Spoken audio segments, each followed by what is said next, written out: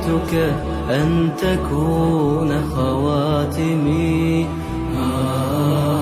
أعمال خير في رضاك إلهي يا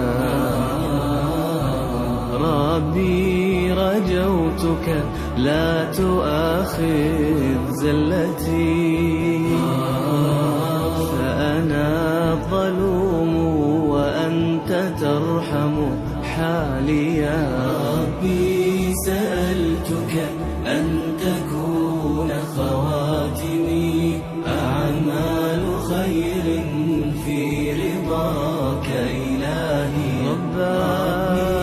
رجوتك لا تؤاخذ زلتي،